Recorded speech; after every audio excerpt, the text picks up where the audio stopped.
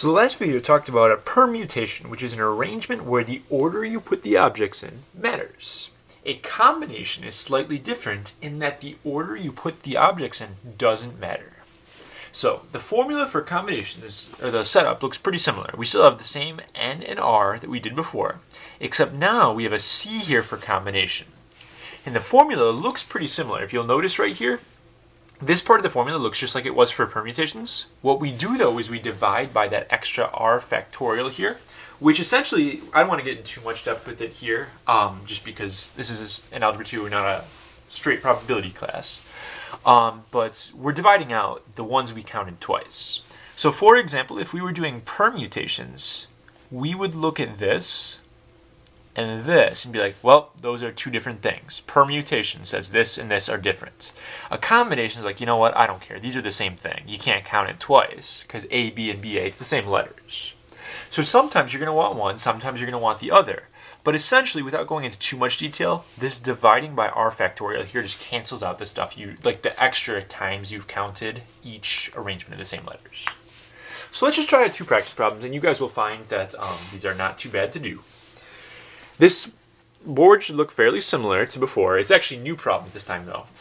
Two more problems though, talking about kind of raffle and picking different winners here. But this time we have 8 people. They're entering a raffle and we want to pick 3 different winners and give them a toaster. So we want to know how many groups of winners we can choose. Now think about it. If there are 8 people and I'm going to pick 3 for a toaster, it doesn't really matter if Johnny gets his toaster and then Larry gets his, or if Larry gets his toaster and Johnny gets his. It's the same thing.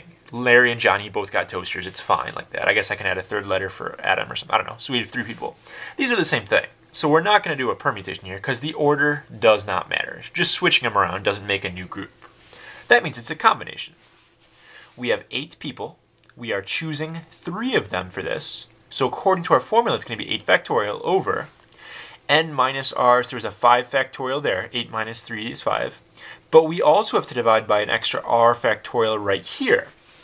So you can either type this into the calculator as is. If you do that, I recommend making sure you put your your denominator there in parentheses. Or, step easier from even that, just like there was an NPR button, there is an NCR button. So we're going to hit our 8s, go back to the math menu, over to probability, and this time it's just the next choice down in the menu.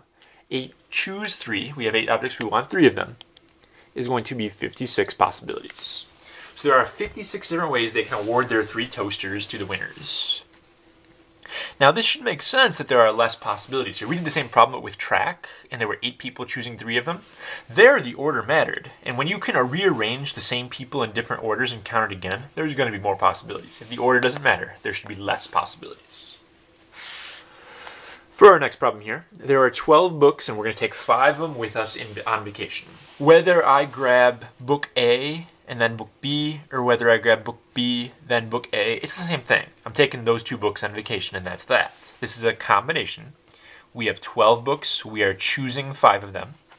And again, if I just go straight to the formula here, or not even the formula, just using the calculator, if you do 8, choose 5, it appears that we're looking at 792 possibilities here. So there are 792 different ways you can pack up 5 books to take on vacation.